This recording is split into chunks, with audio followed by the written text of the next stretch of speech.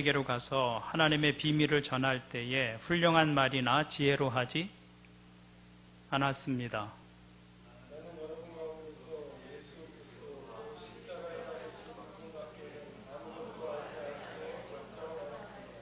내가 너희 가운데서 거할 때에 약하고 두려워하고 심히 떨었노라.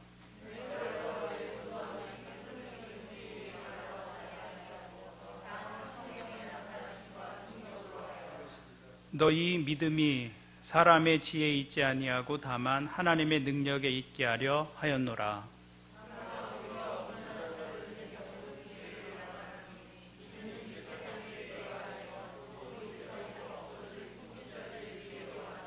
오직 은밀한 가운데 있는 하나님의 지혜를 말하는 것으로서 곧 감추어졌던 것인데 하나님이 우리의 영광을 위하여 만세 전에 미리 정하신 것이라.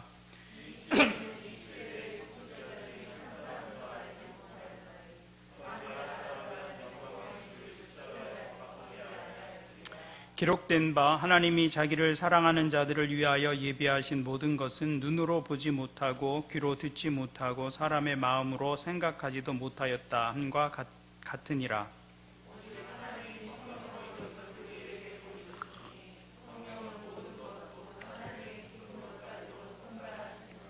사람의 일을 사람의 속에 있는 영 외에 누가 알리요? 이와 같이 하나님의 일도 하나님의 영 외에는 아무도 알지 못하느니라.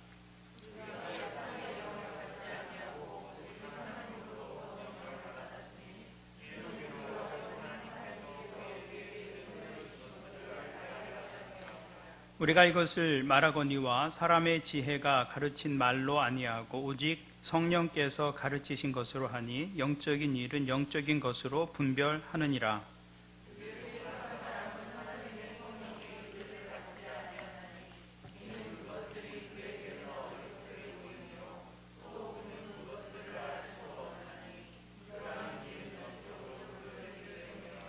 신령한 자는 모든 것을 판단하나 자기는 아무에게도 판단을 받지 아니하느니라.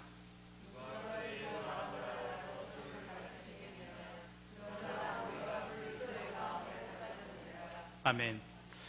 이번 달 성경 묵상의 본문이 고린도 전서입니다. 6월 한 달 동안 우리가 고린도 전서를 1장부터 16장까지 읽게 될 것인데요.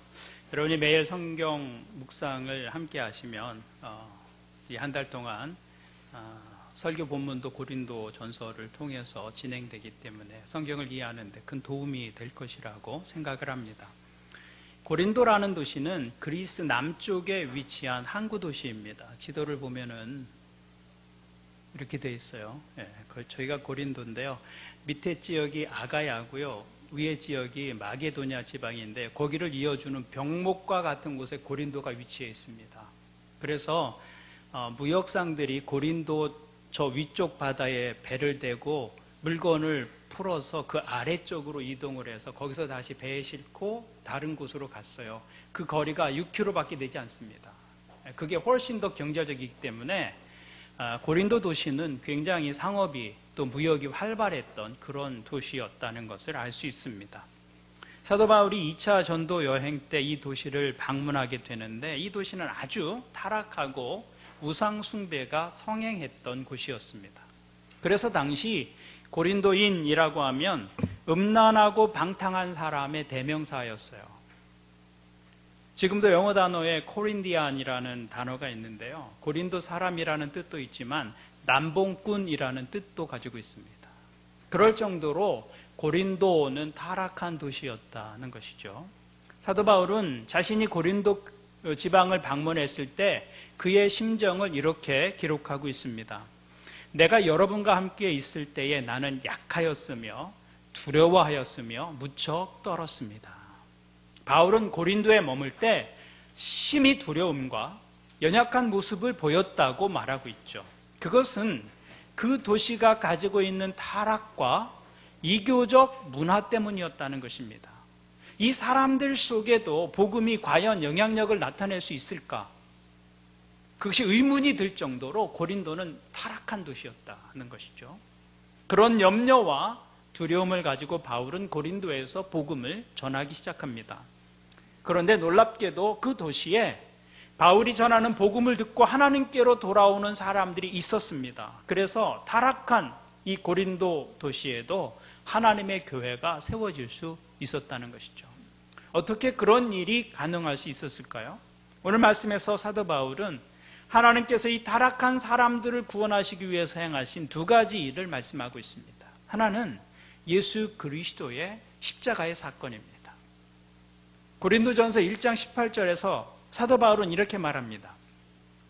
십자가의 말씀이 멸망하는 자들에게는 어리석은 것이지만 구원을 받는 사람인 우리에게는 하나님의 능력입니다. 십자가는 죄인을 구원하시는 하나님의 방법이고 하나님의 능력이라고 말하고 있는 것이죠. 그래서 사도 바울은 나는 그 십자가를 전한다고 하면서 이렇게 말합니다. 우리는 십자가에 달리신 그리스도를 전합니다. 그리스도가 십자가에 달리셨다는 것은 유대 사람들에게는 거리낌이고 이방 사람에게는 어리석은 일입니다. 그러나 부르심을 받은 사람에게는 유대 사람에게나 그리스 사람에게나 이 그리스도는 하나님의 능력이요 하나님의 지혜입니다. 오늘 말씀 2장 2절에서는 이렇게 말하죠. 나는 여러분 가운데서 예수 그리스도 곧 십자가에 달리신 그분 밖에는 아무것도 알지 않기로 작정하였습니다. 사도 바울이 반복해서 말씀하고 있는 것이 무엇입니까? 하나님은 예수 그리스도의 십자가를 통해 우리를 구원하시기로 계획하셨다는 것입니다. 여러분, 십자가가 무엇입니까? 십자가는 하나님께서 자신의 사랑하는 아들을 우리를 위해서 내어 주신 것입니다. 하나님이 우리를 버리실 수 없어서 하나님 자신을 버리신 곳이 십자가입니다. 그것이 우리의 구원을 위해서 하나님께서 하신 일이다라고 사도 바울이 반복해서 말씀하고 있는 것이죠. 그러니까 구원은 하나님께로부터 시작된 것입니다. 구원의 기원, 구원의 출처는 바로 하나님 자신입니다. 이것이 기독교 신앙의 독특한 점입니다. 세상의 종교는 그 기원이 인간에게 있습니다. 그래서 구원에 대해서 사람들이 가지고 있는 일반적인 생각이 하나 있는데 그것은 구원을 산 정상에 오르는 등산길이라고 생각하는 것입니다. 어느 길을 오르든지 열심히 오르면 결국은 정상에 이르게 된다는 것이죠. 사람들은 산에 오르는 길이 많듯이 구원의 길도 많다고 생각합니다. 단지 정상에 오르기 위한 부단한 노력이 필요할 뿐이다라고 말하고 있는 것이죠. 그런데 거기에 생각해 볼 부분이 있습니다. 세상에 종교가 많은 것 같지만 사실은 두 종류로 분류할 수 있습니다. 하나는 내가 나의 구원을 책임지는 종교입니다. 나의 노력으로 구원이라는 정상을 향해 가는 것이죠. 그 산이 얼마나 높은지는 우리도 모릅니다. 근데 거기에 갈 수 있다고 생각하는 것이죠. 그런 종교가 있어요. 나의 구원을 내가 책임지는 종교. 또 하나는 내가 나의 구원을 책임질 수 없어서 하나님께서 나의 구원을 책임져 주시는 종교. 이렇게 두 가지로 분류할 수 있습니다. 많은 종교가 있는 것처럼 보이지만 본질적으로는 두 가지로 분류가 된다는 것입니다. 그런데 기독교의 믿음은 하나님께서 나의 구원을 책임져 주시는 것을 믿는 것입니다. 하나님이 우리를 지으셨고 우리를 사랑하셔서 우리의 구원을 이루어 주셨다. 우리는 스스로의 노력으로 구원에 이를 만큼 착하게 살 수 없는 존재입니다. 하나님의 기준에 도달할 만큼 성실하게 살 능력도 우리에게는 없습니다. 하나님께서 구원해 주시지 않으면 구원의 방법이 우리에게는 없는 거예요. 그것을 믿는 것이 기독교의 신앙입니다. 그래서 구원의 출처는 인간에게 있는 것이 아니라 하나님께 있는 것이다. 그래서 하나님께서 그의 아들을 우리를 위해서 이 땅에 보내주신 것입니다. 우리는 이것을 은혜라는 말로 표현합니다. 구원은 하나님이 은혜로 주시는 선물이라는 말씀입니다. 그래서 이 은혜라는 말이 기독교의 신앙을 함축하는 아주 중요한 단어가 됩니다. 은혜라는 말은 자격이 없는 사람들에게 조건 없이 주는 것입니다. 이것이 세상의 모습과 다른 하나님 나라의 모습입니다. 세상은 은혜가 아니라 자격과 조건이라는 틀 속에서 움직입니다. 자격이 있어야 주고요. 조건이 맞아야 얻을 수 있습니다. 세상에서 무엇을 얻으려면 자격과 조건을 갖추어야 합니다. 그래서 사람들은 좋은 조건과 자격을 얻기 위해서 그렇게 노력하는 것이죠. 좋은 조건과 자격을 갖추지 못한 사람은 이 땅에서 원하는 것을 얻지 못할 확률이 매우 높습니다. 그런데 하나님의 나라는 세상의 나라와 같지 않다는 것입니다. 하나님은 우리에게 좋은 것을 주시는데 우리의 자격과 조건에 근거해서 주시지 않습니다. 우리의 자격과 조건으로는 하나님의 기준에 도달할 수 없기 때문입니다. 자격을 따지고 조건을 말한다면 하나님이 우리에게 주실 수 있는 것이 없다 그 말입니다. 하나님 나라에 들어갈 수 없어요. 자격과 조건을 말한다면. 여러분 생각해 보십시오. 우리의 자격과 조건으로는 내가 원하는 자리에 서는 것도 어렵습니다. 내가 원하는 회사에 들어가는 것도 굉장히 어려운 일입니다. 우리 교회 청년들이 다행히 대부분 취업을 해서 직장 생활을 하고 있습니다. 감사한 일입니다. 그래도 더 들어가기 원하는 그런 회사가 있어서 애를 쓰는 모습을 봅니다. 근데 그거 쉽지가 않습니다. 여러 번 기회의 문을 두드리지만 잘 안 받아줍니다.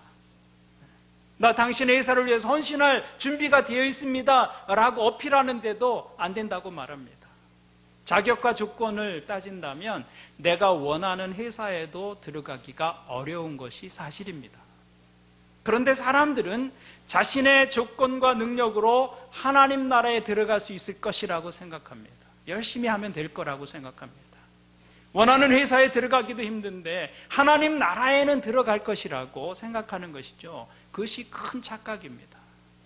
하나님의 나라는 자기 능력과 노력으로 가는 것이 아니라 은혜가 아니면 갈 수 없는 곳입니다. 우리의 힘으로 갈 수 없는 그런 곳입니다.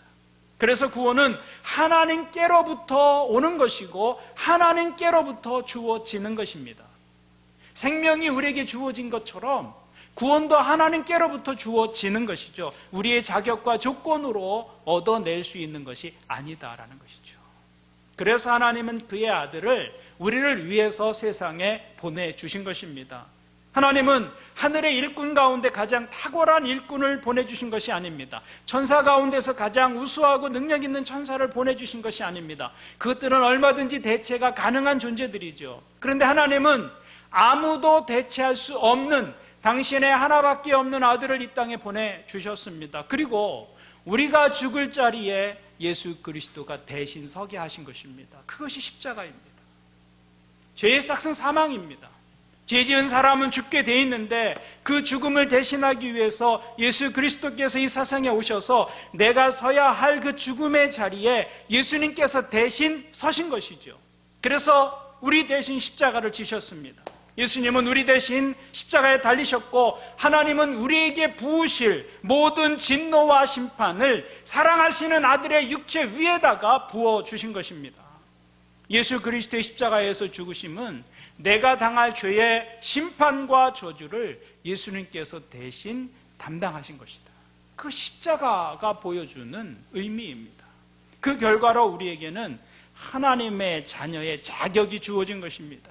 하나님의 아들 예수 그리스도께서 우리를 위해서 십자가에서 죽으심으로 우리가 하나님의 자녀가 된 것입니다. 그래서 구원은 자리 바꿈이라고 말할 수 있는 것입니다. 하나님의 아들 예수 그리스도와 죄인인 우리가 자리를 바꾼 사건이 십자가의 사건입니다. 그래서 예수님이 우리의 자리에 서고 우리가 예수 그리스도의 자리에 서게 된 것이죠. 십자가 위에서 예수님과 우리의 자리가 바뀐 것입니다. 그래서 우리가 믿을 때 우리는 예수님의 신분과 지위를 상속받게 되는 것입니다. 우리가 하나님의 자녀가 되는 길은 다른 길이 없습니다. 그 예수 그리스도를 믿음으로 우리는 하나님의 자녀가 되는 것입니다. 그것이 복음입니다. 다른 길이 없어요.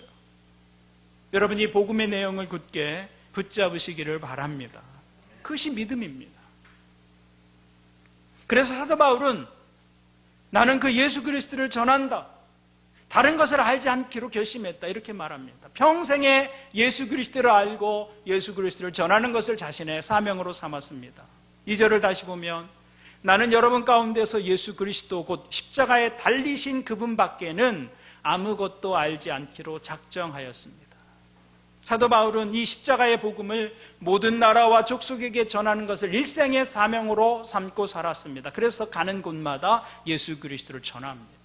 고린도라는 도시에 가서도 과연 이 사람들이 이 타락한 삶 속에서 거하고 있는 사람들이 복음에 반응할까? 두려움과 염려와 떨림으로 복음을 전하게 됩니다.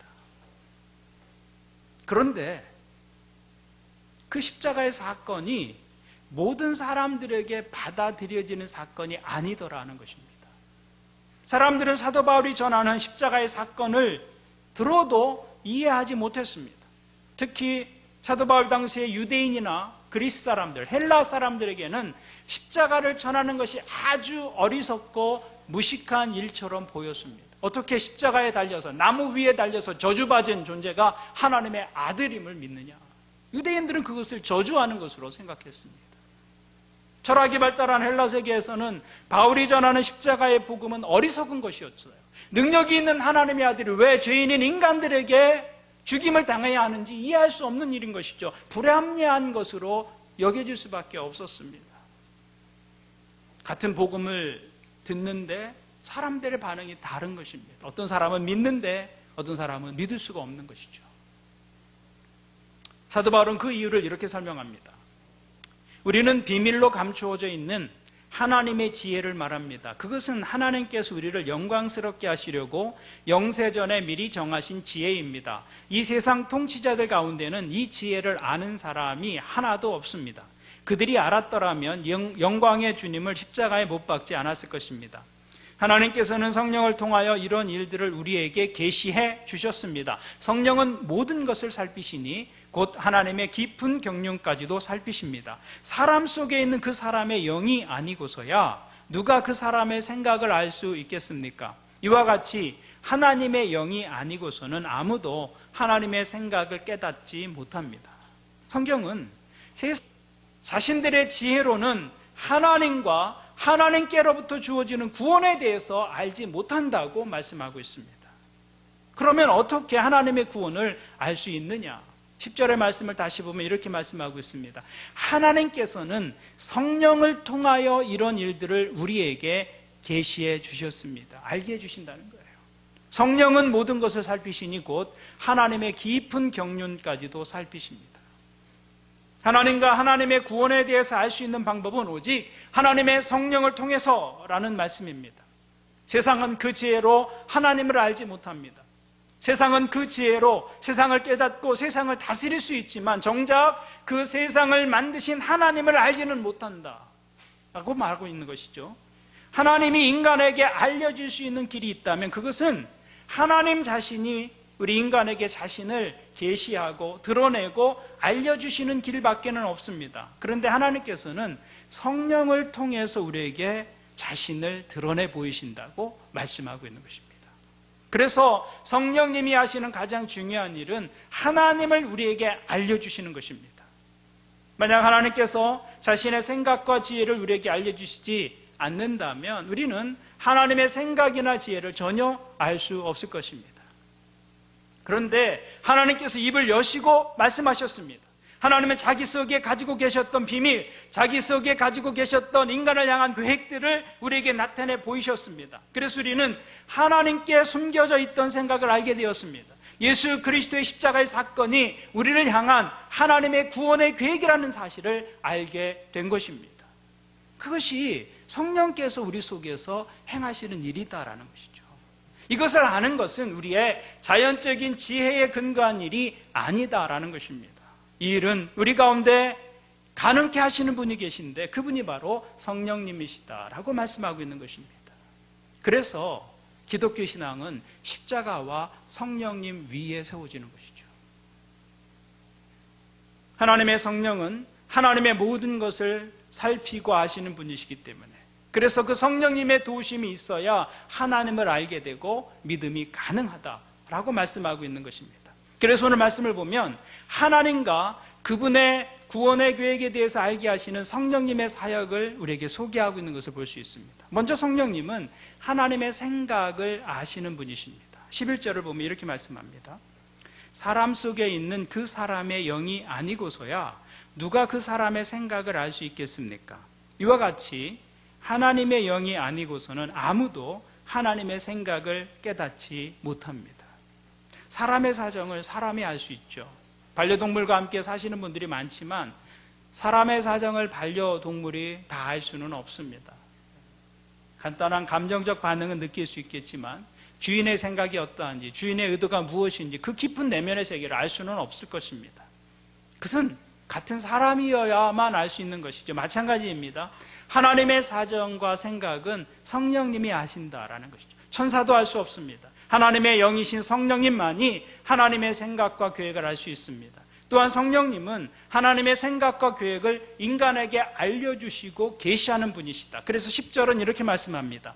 하나님께서는 성령을 통하여 이런 일들을 우리에게 계시해 주셨습니다. 성령은 모든 것을 살피시니 곧 하나님의 깊은 경륜까지도 살피십니다. 사도 바울이 어떻게 해서 죄인들을 구원하시는 하나님의 은혜와 사랑을 알게 되었습니까? 하나님께서 죄인들을 구원하시기 위해서 그의 아들을 보내주시고 십자가를 통해서 우리의 죄를 해결해 주시고 우리를 하나님의 자녀 삼으시고 영생을 주신 것을 사도 바울이 어떻게 알게 되었느냐? 하나님께서는 성령을 통해서 이런 일들을 우리에게 알게 해주셨다, 계시해 주셨다라고 사도 바울은 말하고 있는 것입니다. 그래서 하나님의 구원에 대해서 이해할 수 있고 믿을 수 있게 되었다는 것이죠. 그리고 성령님은 그 사도들이 알게 되고 계시로 받은 것들을 이제는 다른 사람들에게 전하게 하셨습니다. 계시의 영인 성령께서 사도들에게 알게 하신 것들을 사도들이 영감된 말로 전하고 기록했다는 것이죠. 그래서 우리가 가지고 있게 된 것이 성경이다라는 것이죠. 디모데후서 3장 15절은 이렇게 성경에 대해서 말씀하고 있습니다. 성경은 그리스도 예수를 믿는 믿음으로 말미암아 그대에게 구원에 이르는 지혜를 줄 수 있습니다. 모든 성경은 하나님의 영감으로 된 것으로서 교훈과 책망과 바르게 함과 의로 교육하기에 유익합니다. 성령께서 하나님의 구원의 계획과 그 은혜와 사랑을 사도들에게 계시하시고 그것을 영감된 언어로 기록하고 전하게 하셨다는 것이죠. 그래서 우리가 이 성경을 가지고 있게 된 것입니다. 그리고 이제 성령님께서는 이 성경을 읽는 사람들의 마음 속에서 일하십니다. 사도들이 성경을 기록할 때 활동하셨던 성령님께서 이제는 그 성경을 받아서 읽는 성도들 가운데서 일하신다는 것이죠. 그래서 성경은 우리에게 구원에 이르는 지혜를 줄 수 있다고 말씀하고 있는 것입니다. 성령께서 하나님을 이해하도록 돕고 하나님 안에 있는 구원의 계획을 알게 하시는 것처럼 성경을 통해서 구원에 이르는 지혜를 줄 수 있다고 말씀하고 있는 것이죠. 우리는 그것을 신학적인 용어로 성령의 조명이라고 부릅니다. 성령의 조명. 깜깜한 곳에 빛을 비추면 보이지 않던 것들이 비로소 보이기 시작합니다. 그것이 조명입니다. 조명한다. 마찬가지로 성령께서 우리 영혼에 빛을 비춰주십니다. 그때 우리는 보이지 않던 영적 세계를 경험하고 이해하기 시작합니다. 우리가 믿지 않았을 때는 성경을 읽어도 무슨 내용인지 무슨 의미인지 잘 알 수 없었습니다. 무엇을 깨닫거나 보이지 않았습니다. 마치 어둠과 같았어요. 성경을 펼쳐서 읽지만 어둠이었습니다. 깜깜했습니다.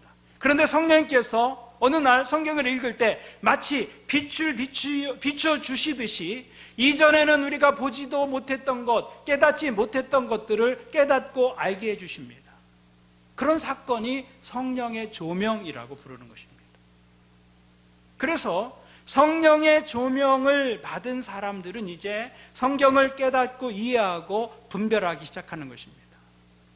성령의 조명은 모든 믿는 그리스도인들에게 하나님의 말씀을 이해하고 깨닫게 하는 은혜를 주시는 것입니다. 그래서 여러분이 성경을 읽을 때 성령님 제 영혼을 조명해 주십시오 라고 기도할 필요가 있습니다. 그래서 믿는 사람들에게 성경은 이제 새로운 책이 되는 것입니다. 이전에는 다른 책과 다르지 않았어요. 오히려 다른 책보다 읽기 어렵고 이해하기 어려운 깜깜한 책에 불과했습니다. 그런데 성령의 조명을 받는 순간 성경은 믿는 사람들에게 전혀 새로운 책으로 다가오는 것이죠. 믿는 사람들은 그 속에서 하나님을 만납니다. 살아계신 하나님이 경험되어지기 시작합니다. 하나님의 존재가 믿어지기 시작합니다. 하나님의 사랑과 은혜를 경험하기 시작합니다. 하나님의 인도하심을 경험하고 하나님께서 그 말씀 통해서 구체적으로 내 삶을 위로하시고 격려하시고 때로는 책망하시고 인도하신다는 사실을 경험하기 시작하는 것이죠. 그래서 이 세상에 기독교가 존재하는 이유는 바로 성령님이 계시기 때문입니다. 우리가 예수님을 믿을 수 있는 이유는 바로 성령님이 우리와 함께 하시기 때문이다. 만약 성령님이 계시지 않는다면 기독교는 존재할 수도 없고 믿음도 존재할 수가 없게 되는 것입니다. 우리가 2000년 전에 예수님께서 십자가에 못 박혀 죽으신 것은 압니다. 그렇지만 그 예수님의 십자가의 사건이 바로 현재의 나의 죄 때문이라는 사실을 어떻게 믿을 수 있습니까? 2000년 전에 예수 그리스도의 사건이 오늘날 나를 위한 하나님의 사건이다라는 사실을 어떻게 이해하고 어떻게 믿을 수 있느냐라는 것이죠. 그것은 하나님께서 보내신 성령님께서 그것에 대해서 우리에게 말씀해 주시고 깨우쳐 주시기 때문에 가능하다라는 것입니다. 성령님은 각 사람의 마음에 임하셔서 십자가 위에서 죽으신 예수 그리스도의 죽음과 나를 연결시키는 그런 깨달음을 주시는 것입니다. 만약 성령님이 오시지 않았다면 아무리 그리스도께서 십자가에서 죽으셨다 할지라도 그것이 나의 죄 때문이라고 생각할 수 있는 사람은 아무도 없을 것이다 라는 것이죠. 그런데 성령께서 하시는 일이 무엇입니까? 예수님의 십자가의 죽으심을 시공간을 초월해서 나의 죄와 연결시켜 주는 것입니다. 그래서 그리스도의 죽으심이 나를 위한 죽으심이라는 것을 믿고 고백하게 되는 것이죠. 성령님이 하시는 거예요. 우리의 지혜가 아니라는 것이죠. 동시에 그리스도의 십자가를 통해서 드러난 하나님의 사랑이 깨달아지기 시작합니다. 그리고 하나님이 나의 영혼의 아버지가 되심을 알게 됩니다.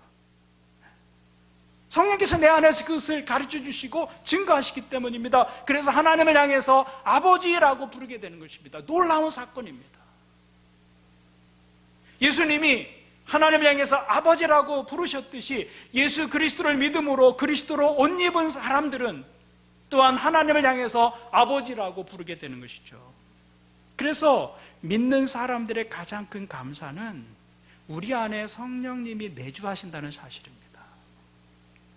그분이 우리 안에 계시기 때문에 우리는 영적인 것을 비로소 이해할 수 있게 되는 것입니다. 만약 성령님이 우리 안에 계시지 않는다면 우리는 영적으로 깜깜한 시각장애인에 불과할 것입니다. 하나님의 말씀을 이해할 수도 없고 들어도 깨달을 수도 없었을 것입니다. 그러나 하나님은 믿는 모든 사람들에게 성령님을 보내주셔서 우리가 하나님과 대화하고 교제하면서 그 영적인 것들을 깊이 이해하고 깨달을 수 있도록 은혜를 주신다는 것이죠. 성령님은 이처럼 우리를 영적인 존재로 변화시켜 주시는 분이십니다. 그래서 우리의 영적 생활은 성령님에게 달려있는 거예요. 그러므로 우리는 성령님을 의지하고 더 깊은 성령님의 일하심을 경험해야 할 것입니다. 어떻게 할 수 있을까요? 어떻게? 성령님께서 내 삶에 임하심을 어떻게 경험할 수 있을까요? 성령님은 누구에게 임하시느냐 하면 갈망하는 사람들에게 임하십니다. 거절하는 사람들에게 임하시지 않아요. 갈망하는 사람들에게 임합니다. 간절히 바라고 찾는 사람들에게 하나님의 성령이 임하신다는 거예요. 그래서 일상의 삶을 멈추고 하나님을 바라고 갈망하는 시간을 갖지 않는 한 성령님을 경험하는 것은 사실상 불가능합니다. 우리는 믿는다고 말하지만 하나님 앞에 서는 시간이 턱없이 부족합니다. 우리는 24시간 세상에 노출된 채 살아가고 있지만 하루를 살면서도 하나님을 한 번도 생각하지 않을 때가 있습니다. 그런 삶에는 성령님께서 개입할 여지가 별로 없습니다. 하나님과 만나는 가장 중요한 요소는 시간입니다. 시간이 하나님과 만나는 자리예요. 믿음은 시간을 하나님께 드리는 데서부터 시작이 되는 것입니다. 우리가 이렇게 어려운 때에도 마스크를 쓰고서라도 시간을 내어 모이는 이유가 무엇입니까? 믿음은 하나님께 시간을 드리는 데서부터 시작되기 때문입니다. 상대에게 시간을 내어주면서 사랑이 시작되는 것처럼 믿음은 하나님께 내 시간을 내어드리면서 시작되는 것입니다. 그러므로 이제부터라도 하나님 앞에 머물고 하나님과 사귀는 시간을 정기적으로 가지시기를 여러분에게 권면합니다. 시간을 정해서 기도해 보십시오. 그리고 시간을 정해서 말씀을 읽고 묵상해 보십시오. 말씀을 읽고 묵상한다는 것, 하나님 앞에 머물러 서서 기도한다는 것은 하나님의 성령께서 내 안에서 일하시도록 시간을 내어 드리는 것입니다. 그리고 할 수 있다면 그 시간을 늘려가는 것이죠. 성령께서 하시는 가장 중요한 일은 하나님을 우리에게 알리시고 계시하는 것이기 때문에 우리가 시간을 내어서 하나님 앞에 머물고 하나님의 말씀을 붙들고 하나님의 말씀을 읽고 묵상할 때 성령님을 가장 가까이서 경험할 수 있는 것입니다. 성령 어디 어디 산속에 가고 기도원에 가고 어떤 영적인 어떤 모임에 가서야 경험이 되어지는 것이 아니라 성령님이 영감으로 주신 하나님의 말씀 속에 우리가 들어가고 그 말씀을 통해서 하나님을 갈망하고 기대할 때 성령님의 경험이 우리 속에서 재현되어지는 것이죠. 성령님은 우리의 내면을 변화시키시는 하나님의 숨입니다. 성령님은 우리의 딱딱한 영혼과 마음을 부드럽게 합니다. 그래서 하나님의 말씀이 그 영혼에 심겨지게 하는 것이죠. 그때 영혼이 믿어지기 시작합니다. 하나님의 나라가 믿어지기 시작합니다. 그리스도의 십자가의 사건이 나를 위한 하나님의 사랑이었다는 것을 고백하게 됩니다. 하나님이 나의 아버지가 되신다는 사실이 그냥 깨달아지는 그런 놀라운 일들이 성령께서 우리 속에 일하실 때 일어나게 되는 것입니다. 복음이 깨달아지고 하나님의 사랑이 믿어지고 거기서 내 인생이 새로워지고 그 복음의 사건이 나의 사건이 되는 그 놀라운 일들이 성령님을 통해서 내 영혼 가운데 일어나는 것이죠. 그것이 믿음이다라는 것입니다. 저는 여러분들이 예배할 때마다 또 하나님의 말씀을 읽을 때마다 기도의 자리에서 하나님을 아버지라고 부를 때마다 그런 영적 경험이 더 깊어지고 풍성해지기를 바랍니다. 그래서 이 땅을 살면서 우리가 하나님의 생각을 아는 거예요. 이 땅을 살지만 하늘을 품은 사람으로 살아가게 되는 것입니다. 그것이 성령이 우리 가운데서 행하시는 일이다. 저는 예배하는 여러분들이 그 성령님을 더 깊이 경험하는 삶들을 살아가시기를 바랍니다. 그때 우리가 흔들리지 않는 모습으로 세상을 살게 될 것입니다. 예배하는 여러분들에게 이 은혜가 있기를 주님의 이름으로 축원을 드립니다. 아멘. 우리 함께 기도하겠습니다. 여러분 기도하면서 성령님을 구해 보십시오. 십자가의 중심에 기독교의 중심에 십자가가 있습니다. 하나님은 우리를 버리실 수 없어서 당신의 아들을 우리 대신 버리셨습니다. 그 십자가입니다. 그 십자가를 경험하지 않고는 누구도 그리스도인이 될 수 없습니다. 그런데 그 십자가가 나를 위한 하나님의 사건이라고 알려주고 경험하게 하시는 분은 성령님이십니다.